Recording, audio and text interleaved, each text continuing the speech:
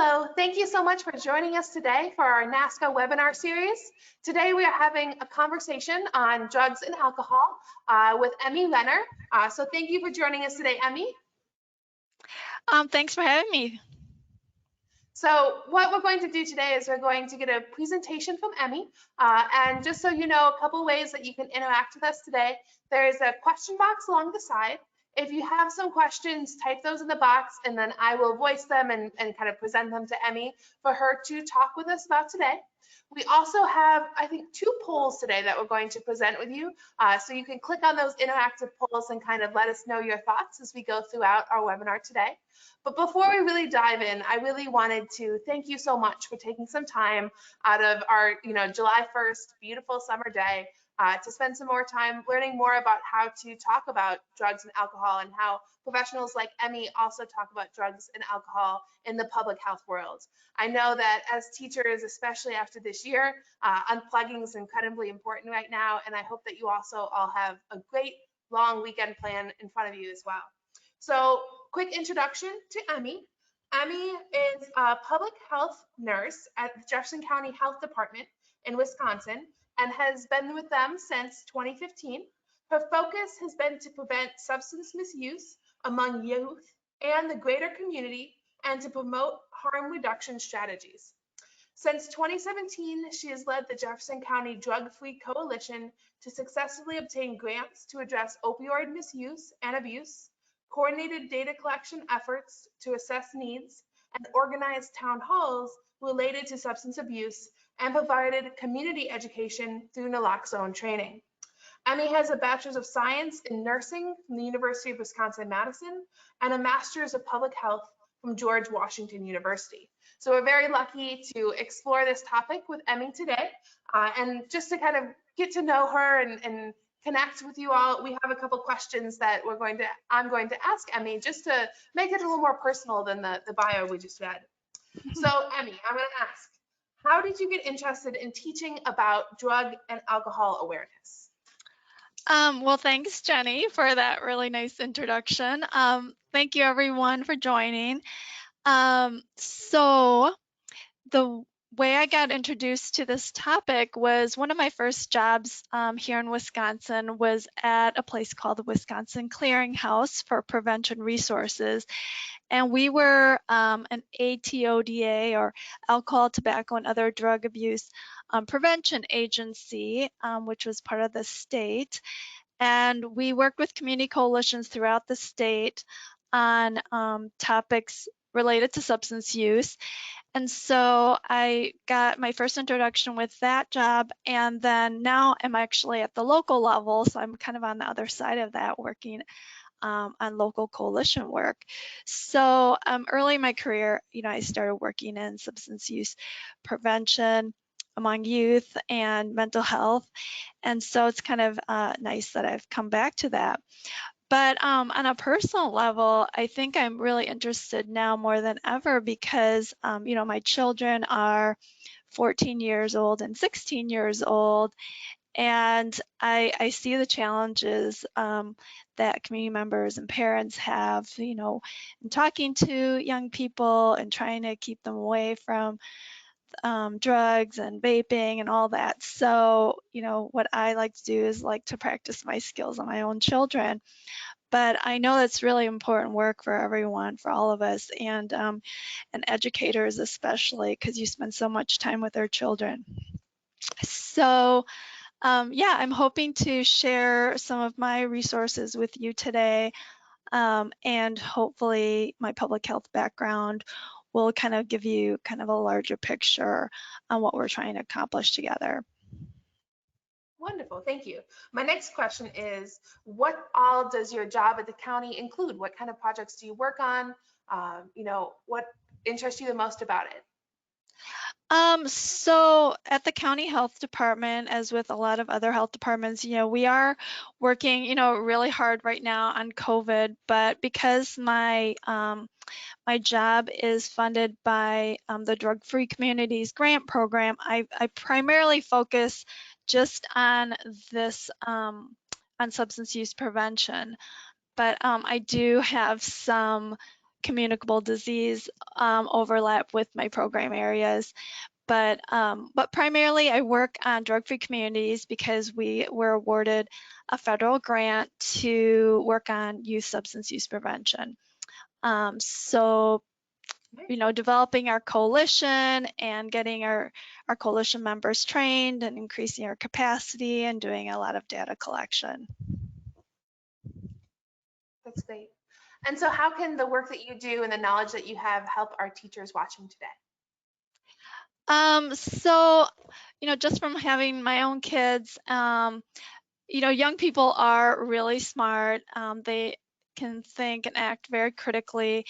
But what I think we can do is provide a foundation of knowledge and kind of creating that scaffolding with which they can sort of grow and make their own mistakes and letting them, make their own decisions. So I guess what I'd like you to take away from this presentation is the information that you can create to that will provide a foundation or scaffolding for our youth, and then letting the youth kind of take it from there.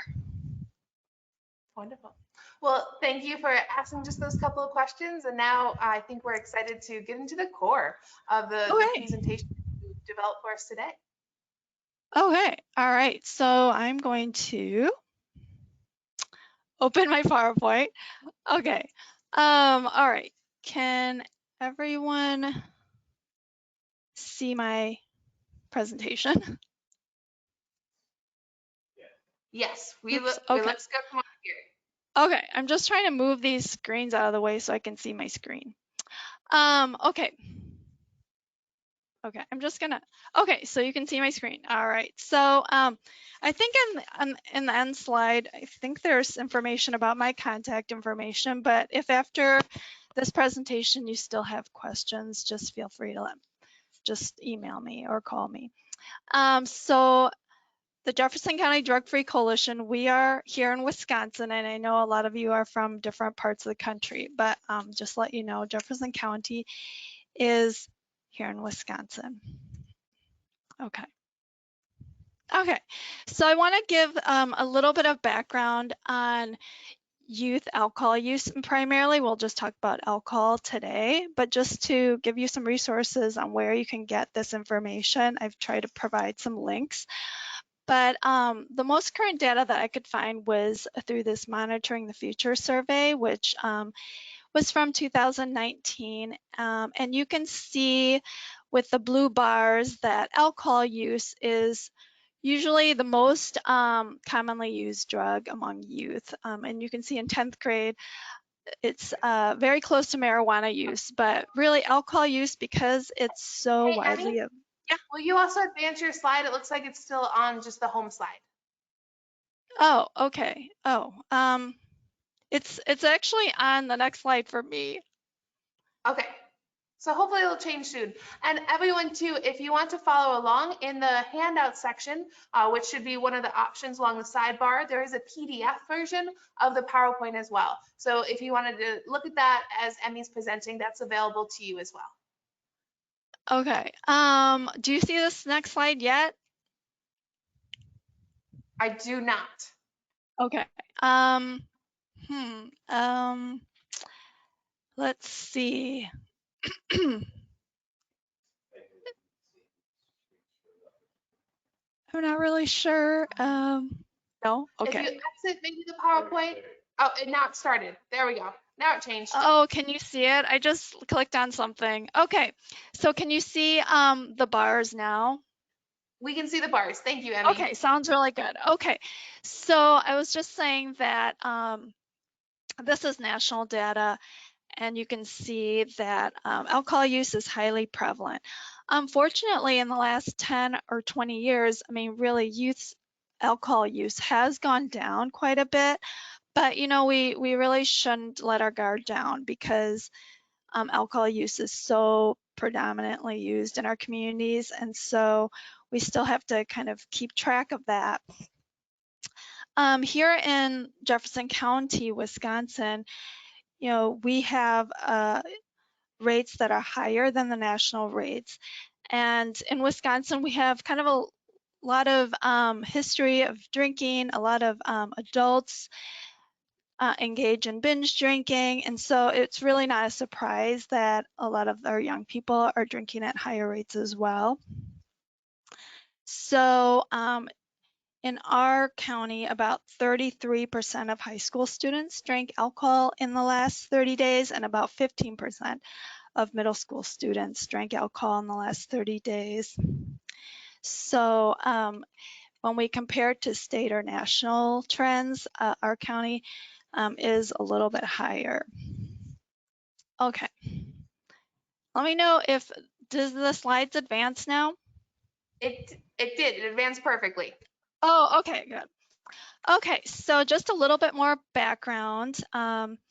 People ages 12 through 20 years of age drink 11% of all alcohol consumed in the US. Although youth drink less often than adults do, when they do drink, they drink more. This is because young people consume more than 90% of their alcohol by binge drinking. And binge drinking is consuming many drinks on one occasion. So the consequences of underage drinking can affect everyone regardless of age or drinking status. We all feel the effects of aggressive behavior. You know, there's community, property damage, injuries to people, violence, and deaths that can result from underage drinking. So we should really think about youth alcohol use as not just a problem for some families, but it is really a community-wide problem. Okay. All right. So you probably heard about what binge drinking is, but according to the National Institute of Drug Abuse, binge drinking typically occurs after 4 drinks for women and about 5 drinks for men within a 2-hour time period. And that's when their blood alcohol concentration reaches a 0.08 grams per deciliter, which is the legal limit of intoxication. But as you can see, that children reach blood alcohol concentrations of 0.08 after fewer drinks. Okay, and this is just one of the fact sheets that come along with the Fatal Vision Goggles. If you do have the Fatal Vision Goggles set with the DVD and other materials, it does have fact sheets and other guides for you. And I thought this was kind of interesting because it shows that when people drink past like a 0.06 BAC, they start to feel the depressing effects of alcohol. Whereas at the beginning, you see that there's sort of a stimulating effect because it sort of decreases people's inhibition. So, you know, when people first start drinking, they might feel a little bit happy or euphoric, but then as soon as people drink more, they start to feel the depressing effects. But there is, you can see that diagonal line going up, there is sort of this myth that if people keep drinking more, the better that they're going to feel. And then there's also the dotted line, as you see there. It's just that when people develop a tolerance to alcohol from drinking, you know, over a time period, their highs are going to be lower and that their lows are going to be also intensified. All right, so, okay. And we have in our state what's called the Youth Risk Behavior Survey. And this just gives people an indication of what kind of risk behaviors are going on with youth. And so there's just a lot of questions that are asked in these surveys, including substance use. So we can get a lot of really good information from them. We did our school survey in 2019, but the state had done them in 2017. And so I just, you know, want to share some of the data from our statewide survey. So it's really important that you collect information as much as you can. What we do as a coalition is we also collect community surveys. We do key stakeholder interviews. We do focus groups with youth as well. because, it's really good to find out like qualitative data to um, kind of show us like an entire narrative of what's going on. Schools also collect information about suspensions, disciplinary actions, and referrals related to substance use. So you know which problems are causing, which substances are causing problems in your school. So it is really important to get survey data because it just gives you a snapshot of what's going on at that time, and then it also kind of shows where youth are getting it from, who they might be getting it from, and then from that you can get some strategies of how you can prevent youth from accessing or using alcohol. Okay. All right, so just some basics. You probably know about this already, but youth who drink alcohol are more likely to experience school problems, have poor grades, have social problems, legal issues, experience physical, sexual assault, or be involved in those sorts of crimes, higher risk for suicide, unintentional injuries, memory problems, and misuse of other drugs. In addition, youth can experience physical illnesses, disruption of normal growth and development, unwanted, unplanned, and unprotected sexual activity, changes in brain development that may be permanent, and death from alcohol poisoning. Research shows that people who start drinking before age 15 are 4 times more likely to meet the criteria for alcohol dependence later in their lives. And you probably have heard this from other sources as well, but young people's brains keep developing well into their 20s. So, and alcohol can alter this development, potentially affecting the brain structure and function. Okay. So, there are so many reasons that young people drink. And we're also going to talk a little bit about mental health later as well. But when the young people are maturing, as you know, they're naturally going to assert their independence. They want to seek challenges and take risks. Many young people perceive alcohol use as a risk, and so this is, makes it attractive. Many youth want to try using alcohol, but they don't really understand the risks and effects on health. And I wanted to put this in here because I wanted to remind myself that when we talk to young people, we should naturally assume that they drink, because many young people do not drink. So we don't want to create a social norm that way.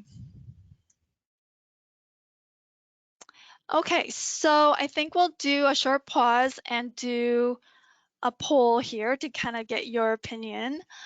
So the question is, why do you think youth use alcohol?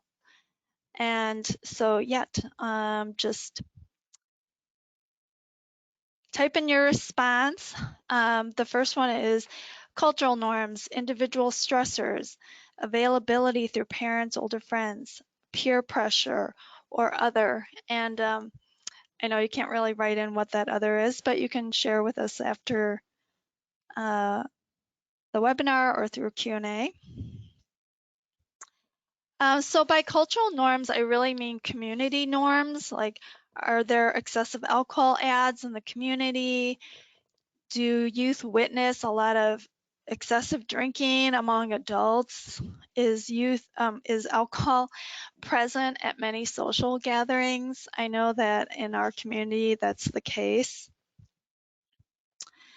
So there are a lot of community norms that we have to kind of deal with.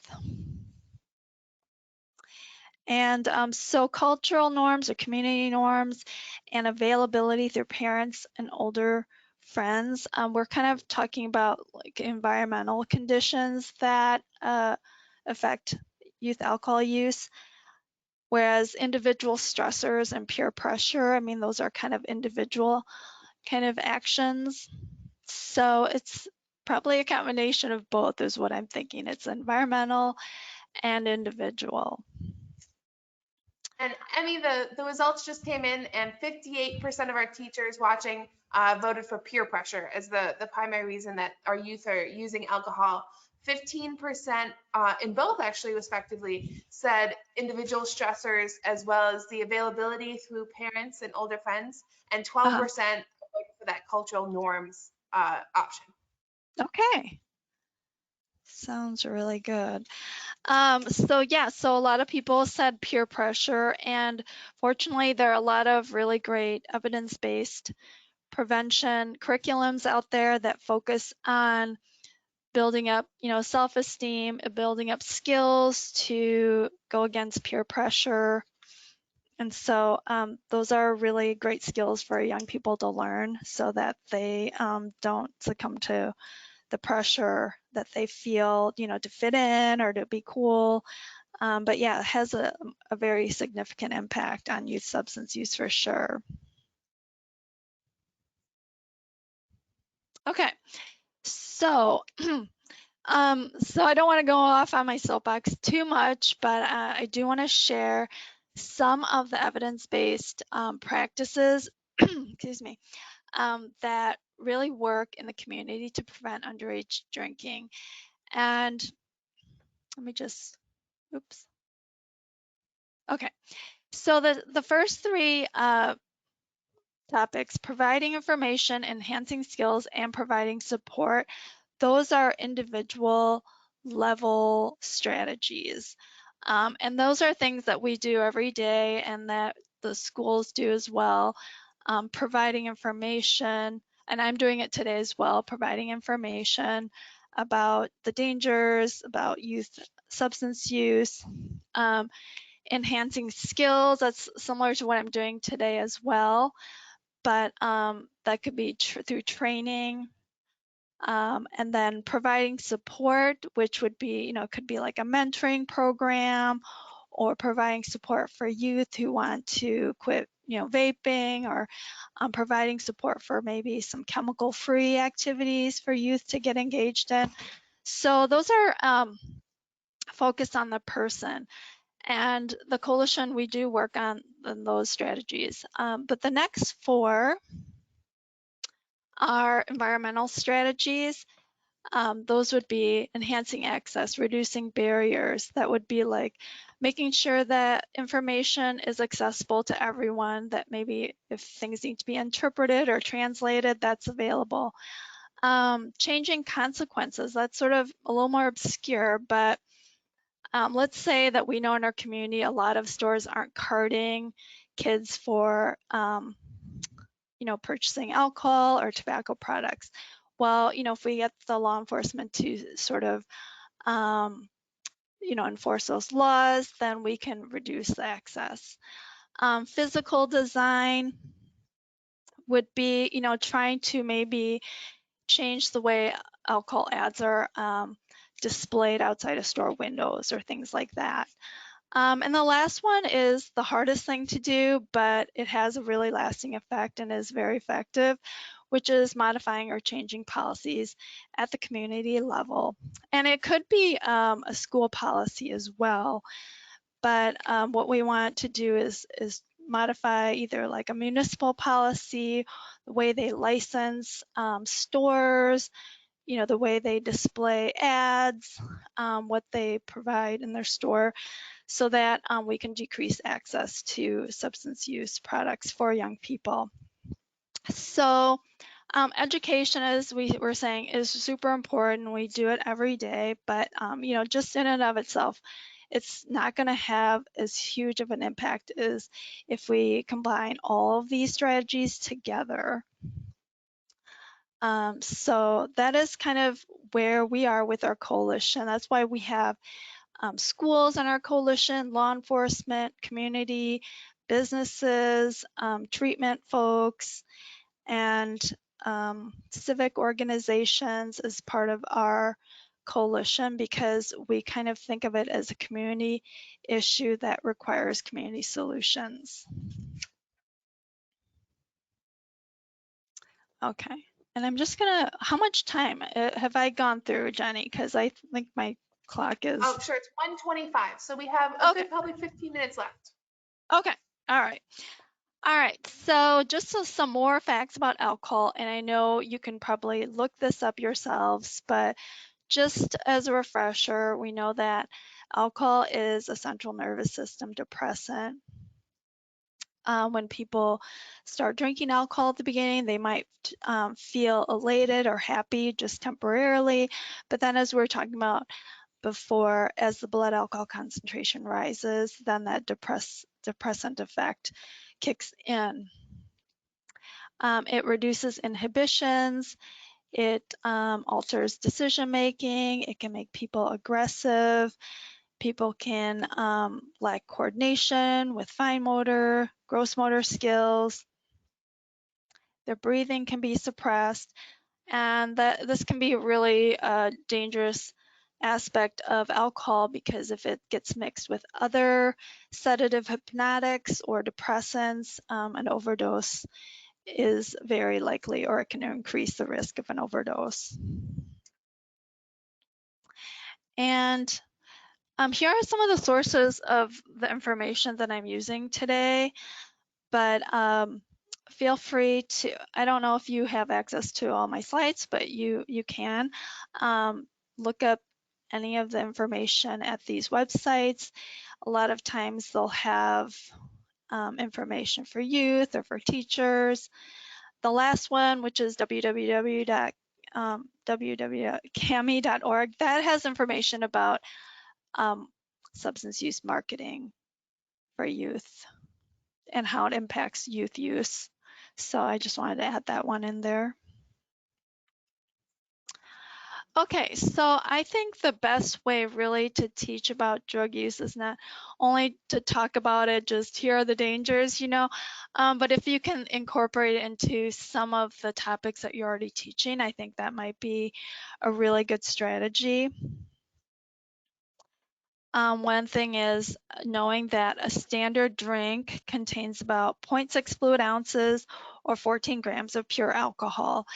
And we know that a lot of alcohol products now contain pretty high levels of alcohol, or they're served in really large containers. So you can have the youth decide how much alcohol is in that volume of drink, or you could multiply the percentage of alcohol to the volume to know how much alcohol is in that volume and what is really a standard drink, or how many standard drinks that is. So there's some math involved there. And you can also look at, taxes and the impact of taxes on alcohol use as well. All right. And then if someone's interested in history, and I had a lot of fun looking this up for our community assessment about why there is youth alcohol use in our community. And it's, because we have a long history of breweries and alcohol use in our community through our heritage.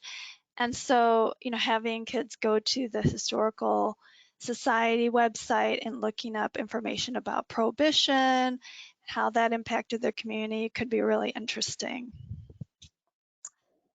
So as you know, all 50 states have a minimum drinking age of 21. However, in some states, parents are allowed to give their children alcohol, or a person can give their spouse alcohol if they're underage. There are also some states that allow for youth to use alcohol for religious purposes, medical purposes, or educational purposes. And some states, like ours in Wisconsin, allow parents to serve their children at a restaurant or bar or where alcohol is sold. So we have quite a few, barriers with that, and it does increase the cultural, it does contribute to the cultural norms around alcohol use, but it's just interesting to see how some of those laws came about. And these are some pictures that I took in our community. except for the one on the right-hand lower corner with the emotica. But alcohol advertising and marketing have a significant effect in influencing youth about alcohol use, and it creates an environment that promotes underage drinking. So just a fun fact, the alcohol industry spends more than $4 billion every year to market their products. Multiple studies show that youth exposure to marketing is correlated with a greater likelihood to drink, or if they have already initiated drinking, to drink more.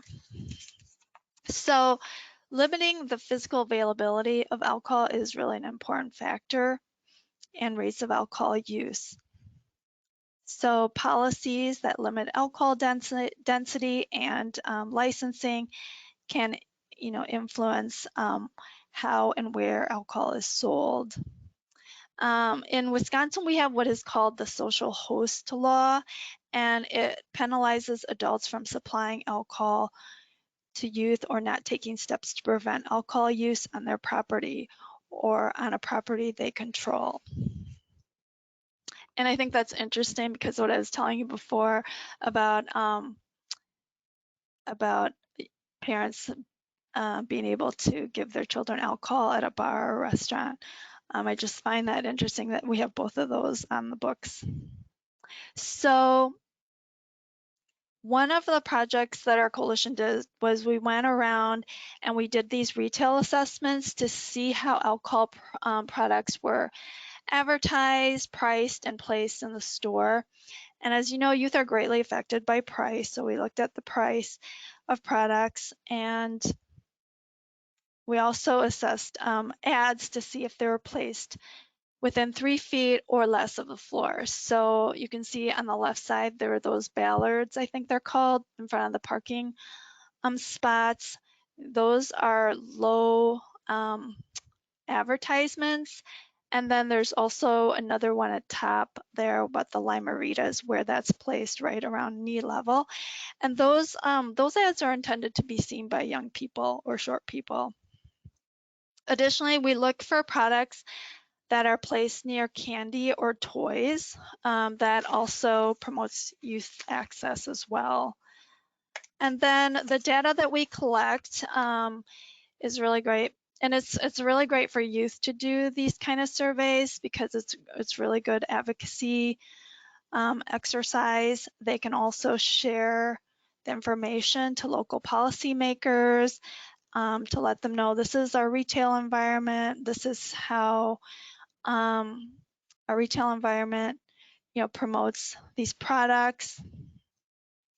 So just an idea, because some youth might think, well, what can we do? And here's a really great project. Okay, so I did kind of look at some lesson plans specific to teaching about alcohol use, and I'm sure you have a lot of access to the same resources that I use, but I think it's makes sense that you generally let youth know what the effects of alcohol are on the body and the brain and some of the consequences and the dangers. And then also to kind of incorporate some of what we were talking about before about just incorporating it into other subject areas. But because I don't know exactly what the age group that you're working with and what you're already teaching, I think it's important to be able to incorporate the information through some of your other subject areas. And then, always getting the youth to interact and get their input is really great. I always like the idea of thinking about the situations that kids might find themselves in and then thinking of ways that they can sort of say, no, I don't want to use alcohol, or no, I'm good. Doing some kind of activity like that is really great. And so this is what the next slide kind of shows. Okay. So, here are some suggested questions. Why do you think people start to drink? what do you think someone would drink, and then kind of getting their responses like that, I think is great, and making sure that everyone has a chance to say something and that they're heard. And then, the leader's points would be, that this is, oh, a large, okay. Maybe I skipped the slide. Okay. So just noting that a lot of kids actually don't drink, and just reinforcing that idea. And then talking about how the media portrays alcohol use in a glamorous way, gets people to drink that way to make them feel more attractive and youthful. Okay, and then here's the slide that I skipped. Okay, so like I was saying, trying to think of some situations that they might find themselves in, like they're at a party and someone offers them something like an alcohol beverage, and knowing something, knowing which things they can say, like, no, I'm good, no, I don't feel like it, no thanks, something like that. If they could do some role playing, I think they can get ready with what they're going to say so that they don't feel pressured. Okay, so those are just some ideas I thought of. Okay, so our last and second poll, if you could answer this question. This is really regarding mental health, which we're really not talking about too much today, but in addition to all the stressors and peer pressure and all the local conditions, this is addressing mental health at the core. Having a drug problem and another mental health issue at the same time, like anxiety and depression, is called a co-occurring condition. All co-occurring conditions should be treated, but it is best to A, treat the anxiety or depression first, B, treat the drug use disorder first, C, treat them both at the same time, or D, treat them by yourself without a doctor's help. And obviously, that's probably not the right answer, but just seeing what your response would be to that.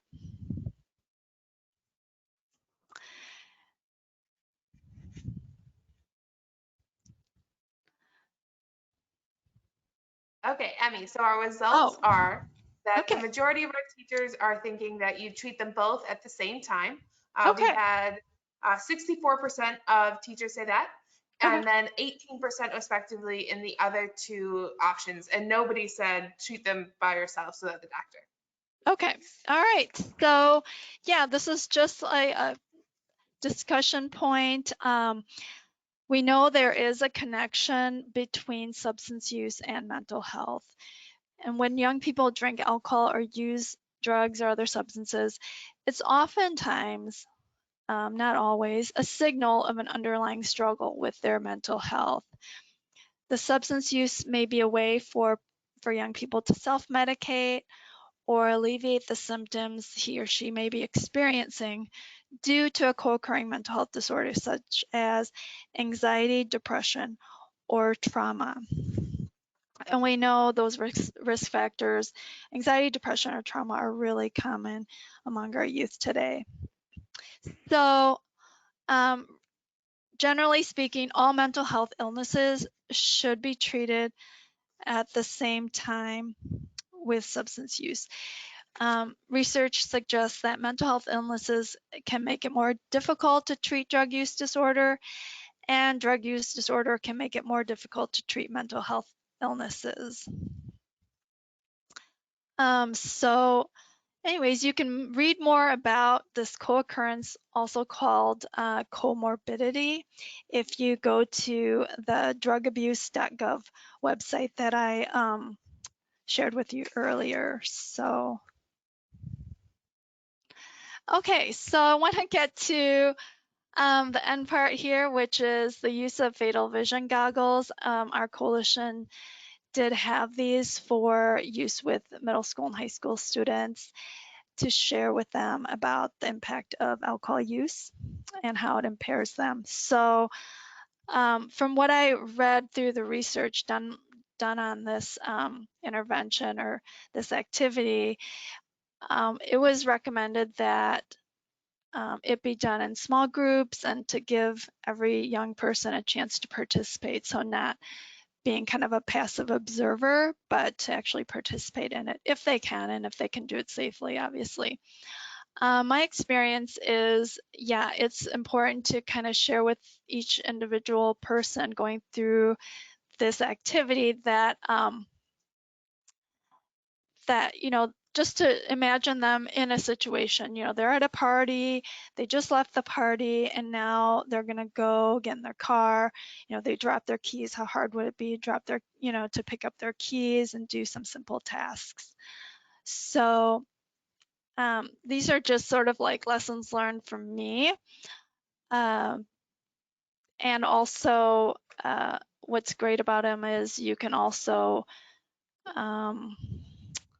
talk about the impacts of just drugged or other drugs.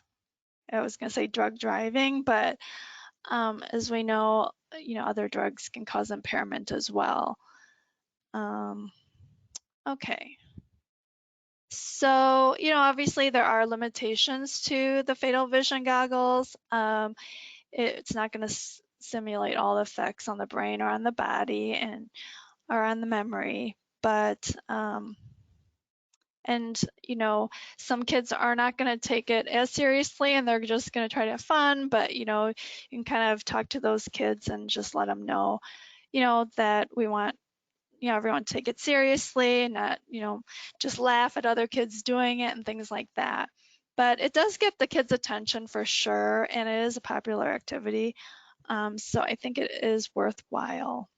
And there are some kids that really have a hard time when they put on the goggles. So I would say if you are in a small group, just to monitor their safety, or if you have a bigger group, to have maybe 2 lines and then 2 adults or 1 adult for each line would be my way of getting through the class a little bit faster. And I do have a video that I'm going to show you, but let me just think if I can think of anything else.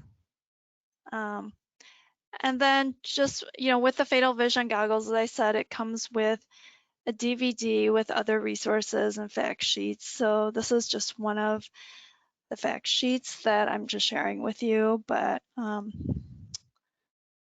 yeah, feel free to use those resources as well. I think, Jenny, we were just going to show one video, and this shows some middle school age youth who were part of a wellness fair, and we ran this activity.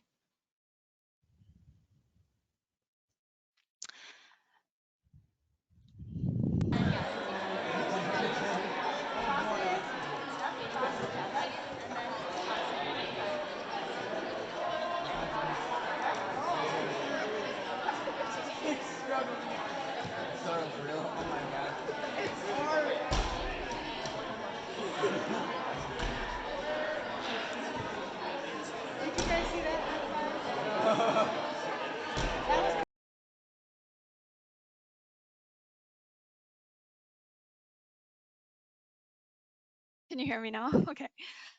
So thanks a lot, Jenny. Oh, I just wanted to add, so that exercise, I just made that up, but there's other, physical challenges that you can include in there, but because we are limited in space, we just had a line where you have a piece of tape that you can put on the ground.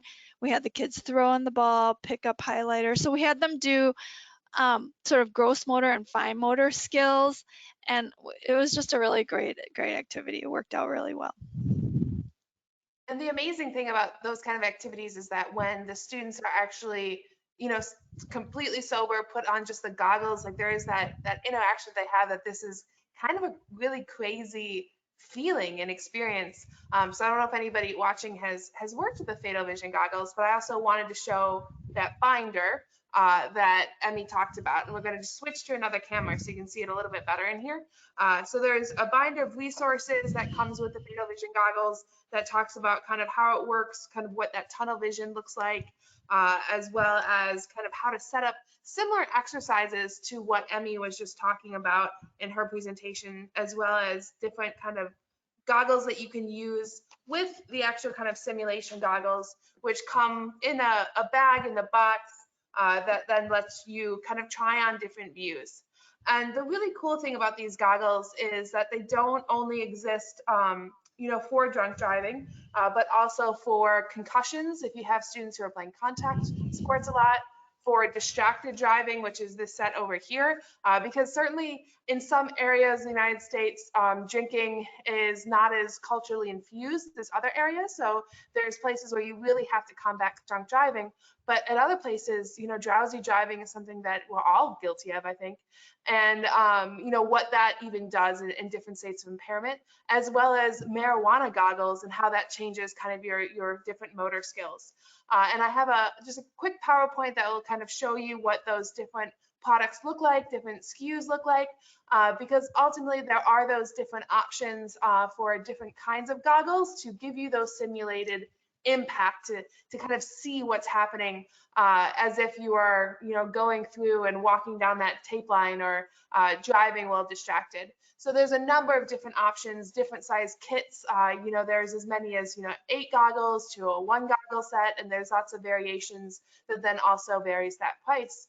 But the nice thing too is that they're completely reusable year after year, and also in the pack, and some of them come with sanitation cloths, because of course, even before our COVID-19 world, cleaning these goggles is important as well. So there's sani cloths that come in these packs as well, so that students can wipe them down between uses, and then you can use it in that kind of setting, which Emmy does with going into schools and kind of that group setting and really impacting the perception of what alcohol does to a large group of students. So thank you, Emmy, so much for sharing with us all the information that you did. We have some questions that came in, but by all means, if you have a question, now's a great time to ask. So please type your questions in, and Emmy, I will go ahead and get started with a couple questions. Let me just navigate to them. So when you were talking early on in the PowerPoint about kind of how you think about changing environmental areas, what kinds of things do you recommend, or do you as a council take on for changing things like how marketing of alcohol takes place, and how you kind of make a change in that area? Yes, so what we're proposing is that, after we did these environmental scans and took pictures, that we share, that result with some of our retailers and say, hey, do you think you could maybe move these ads? Or, sometimes they really can't, obviously, but, small things that they can do. Can you move these away from the candy, for example, or something like that, that they might have control over? And what's great is if young people actually go into the stores to do that education. That's sort of our goal, because it's one thing for just a coalition coordinator, an adult like myself, to do it. And obviously, we have law enforcement partners, but it's really better coming from the youth. And so that's sort of what we're hoping for as far as environmental strategies. But the other thing too is in our communities, we're not really sure if youth have access through the retail environment, because we're not sure if they're being carded, because a lot of times the police departments don't have time to check all the stores, and so we're thinking about doing some surveys in that way as well, just to see if youth are getting carded. But we'll be using youth who are of age, and so they won't, the stores won't be getting tickets or anything like that. It's just a survey to see if stores are carding youth that look pretty young, and if they're not carding, then we can provide some education to them. And then also, if they do card consistently, we just give them a really big thumbs up. And obviously the youth can also be part of that as well.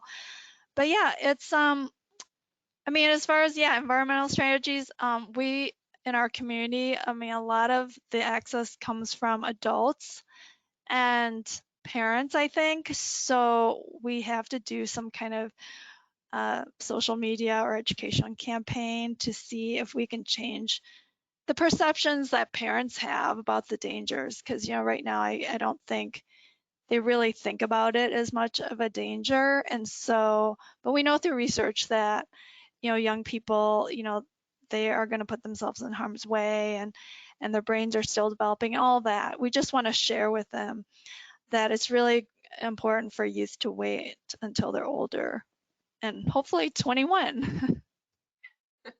Well, and I think, what you were saying about even researching different laws, which I think sounds like a really fun project, and looking Mhm. at maybe effective ways and ineffective ways that we've tried in the past with different laws to teach about alcohol education, and looking at things like prohibition and why alcohol laws no longer prohibit, but thinking about that 21 drinking age and how it's a more responsible age, I think is an interesting concept. I also loved your idea when you were talking about kind of looking at marketing even in parking lots and windows of gas stations and grocery stores, and having students take that place-based learning opportunity and looking in their own communities for advertising that we become immune to. We don't even think about the level of the marketing, and what if a sign is at your knees, what does that say and whose eyes is it directly in front of. So I think that was an Yeah. awesome idea. Thank you for that, Emmy. Yeah, And and then, I wanted to add one go other ahead. thing too about those little posts in front of the parking stops. I noticed a lot of those go up, before Memorial Day weekend, or even, before July 4th, they go up.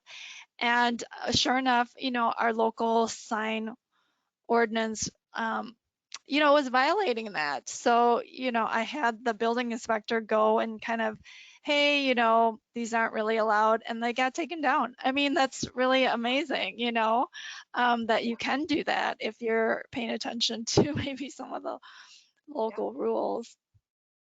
that's a great change. And then I have another question, Yeah. and that is, you were talking about how you find or how you using a statewide study that they did in Wisconsin. Is Yeah. that common in other states, and what kind of places do you go to look for those studies? Oh, okay. Yeah. So they're called different things in other states. But we in here in Wisconsin, we coordinate it with the Centers for Disease Control, the CDC. And so we use their questions, and ours is called Youth Risk Behavior Survey, and it's administered through our Department of Education. Where ours is called Division of Public Instruction. But yeah, if you go to their, I mean, if the schools do the surveys, then you should be able to access that data through their website. For us, it's called DPI, and they have county level data from all the surveys. So several of our schools were randomly chosen to be part of the statewide survey. So if enough schools participate, then we get county-wide data, which is really great. So I would check with your state Department of Instruction or Education.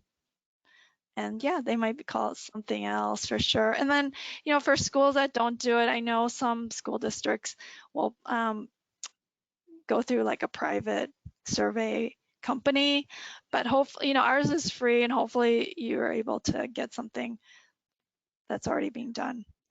That's great. So I have another question that came in as well. Yeah. And Dave said, I've seen alcoholic drinks at various areas at a grocery store, including right by the customer service counter. When I ask about if it should be placed there, given kids being around, they get upset with me for even bringing it up. Unfortunately, it looks like mainly all they care about is making money. Is any realistic tips to counter their practices? Um, Well, a lot of states have alcohol control boards, and so, how alcohol is displayed or sold could be controlled by their state boards. So if that's the case, I guess I would look at the rules there. In Wisconsin, alcohol product sales placement is really controlled at the municipal level, and so if our village of Jefferson or city of Jefferson um, has licensing restrictions for places that sell alcohol. Yeah, we could definitely say that when you give out future alcohol licenses, that you limit the space in which it's sold, or that it can only be in a certain area of the store or something like that. But yeah, it really depends on how your rules are issued in your state, if it's like a state board or if it's a municipal level thing. But yeah, that is really tricky and it's hard, because once a place is granted a license, it's really hard to, take anything away. So you have to work on future licenses.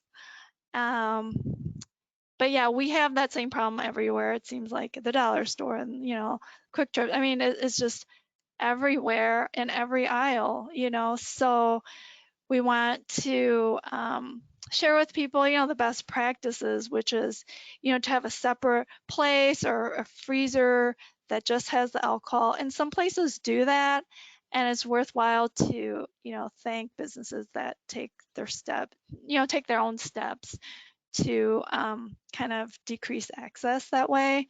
But yeah, it seems like these days, just we see it everywhere, and it can be a little bit disheartening sometimes.